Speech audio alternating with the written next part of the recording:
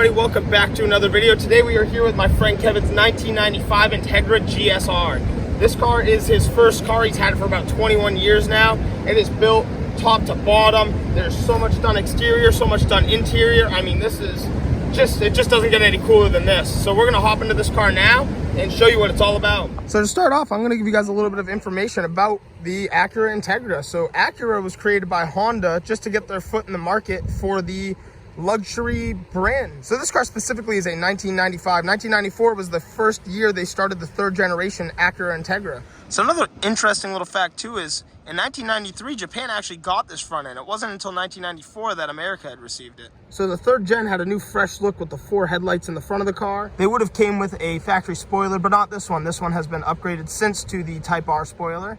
The GSR had a little bit more aggressive suspension, and it wasn't until 1997 that the Type R was released. So the GSR was the top trim model at the time. The Acura Integra had about a 20-year run from 1986 all the way up to 2006. The second generation was the first one to come out with VTEC in 1989. So the third gen Integra came in a GS, an LS, an RS, and the GSR. And right here we have the GSR. It was the top of the line. In America, we had Acura. So in Japan, they had Type R's throughout all the years, but they were always branded as Hondas. And right back here, we don't have the badging, actually it was deleted, but the GSR stands for Grand Sport Racing. Peep the plate. And the T is for a little special surprise you'll see in a minute. So the Acura Integra came factory with the B18 C1 VTEC engine, which is a highly desirable engine. I mean, people are still putting it in their cars today to build the hell out of them. So first impressions of the car now, we're in the Recaro bucket racing seats. Oh, that blow-off valve sounds beautiful. But oh man, these bucket seats are pretty comfortable. They're tight. They got you sitting right in place. Got just enough leg room. It is a lot smaller in here than I thought it would have been though. I mean, it's all proportional. It looks good, but definitely a tighter car. You have all the gauges running up the pillar. Such a cool experience to ride this thing.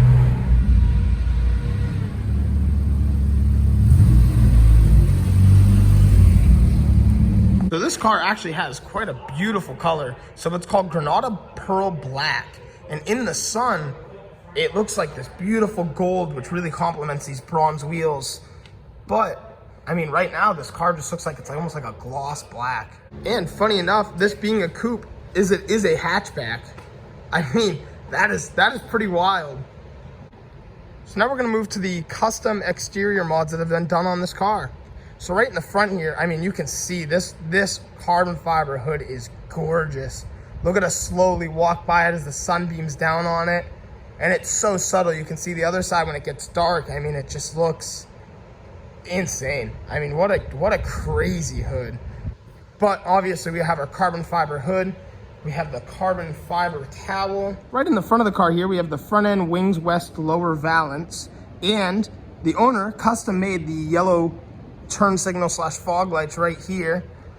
And he also made these little headlights for the car. They're the projectors in the back. He used a different sealed beam. I mean, really put some time into making these headlights. So this car also has the Type R side and rear replica skirts on. Right in the back of the car here, the car's also been swapped over to the 98 to 01 rear bumper and tail lights.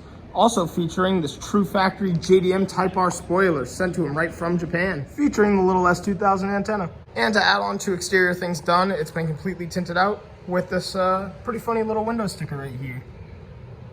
Another cool look for the car too is right off the back, you can see the intercooler just peeking through that front bumper. So now we're gonna jump into the interior of the car. And this car is set up with full Type R interior, swapped over to the Recaro Racing bucket seats. We got a lot of custom carbon fiber accents all throughout it. A short throw shifter with a beautiful aluminum knob. Oh, and I love the Integra floor mats, the suede custom done by the owner. That is a really cool old school look for this car. And I mean, we have all of our gauges set up here. I mean, all around, it's just such a 90s car. It doesn't get any cooler than this to me. Even with the sunroof too, you know, you don't feel so cramped inside the car, being able to just have that light beaming in on you. I mean, look at that. Even the car seat to take the kids out on the weekend, and the bucket seats for a good day on the street. So typically on this car, it would have been met with a stock 15-inch wheel. The owner since then went to a 16-inch wheel, 7 inches wide. They are the Volks Racing TE37 bronze wheels. You had disc brakes all around on this car, but the owner since then went to slotted and drilled rotors, Willwood calipers, and even back there you can see the little gold traction bar behind the wheel.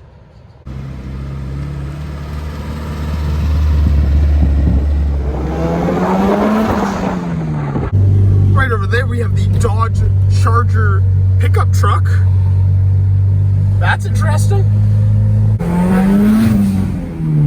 So we're going for another cruise now in the Integra, and we're coming across this probably mid-30s Chevy sedan. It's pretty sweet. But again, riding around this thing is like probably one of the most fun cars I've ridden in so far.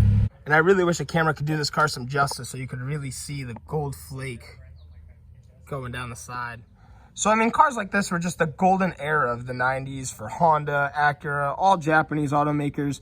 I mean, it was just so cool getting all these sport/luxurious cars.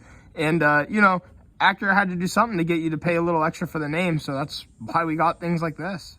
So back in the day, you could typically pick up a third-generation Acura Integra for about $20,000. So something cool about the Integra that kind of lasted throughout all the other generations is these came with double wishbone suspension in the rear.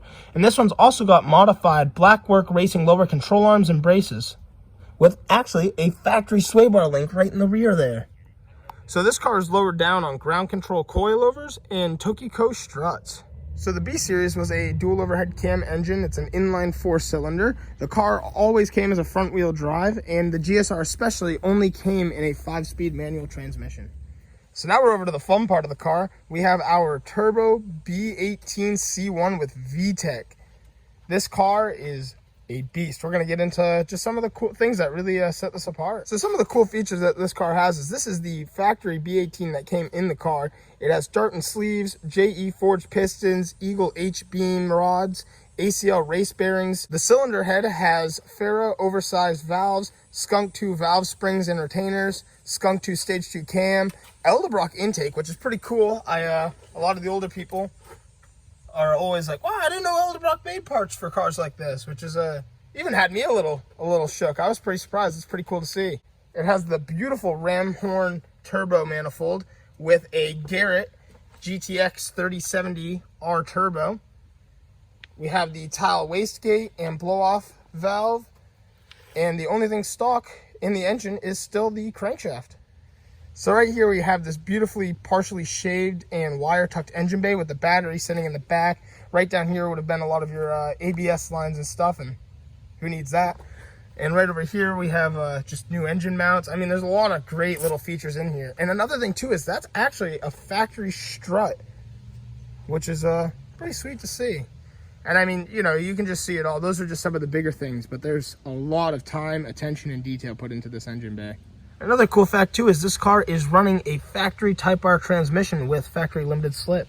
So just for a little backstory too, the first time this car was turboed was back in 2004. So basically VTEC just stands for variable valve timing and lift electronic control. So basically how it works is as you get higher up in RPMs, you receive a little bit more power. That's pretty much the very basic term of how VTEC works. So this car only weighs about 2,600 pounds, and what's cool is it makes almost 500 horsepower, which makes it such a highway monster. The car is also meth injected.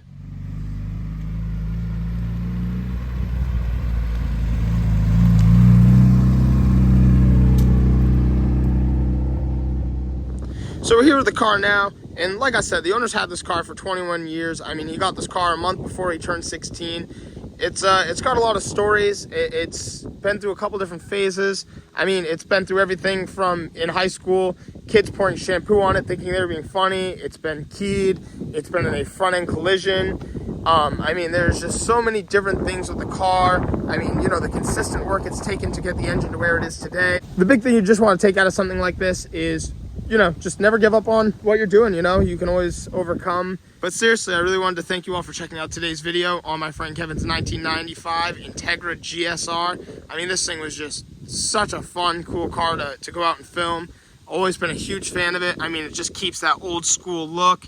It's such an old school ride. I mean, you just can't beat it. But again, Thank you so much for watching. Don't forget to like and subscribe, and I'll see you all in the next one.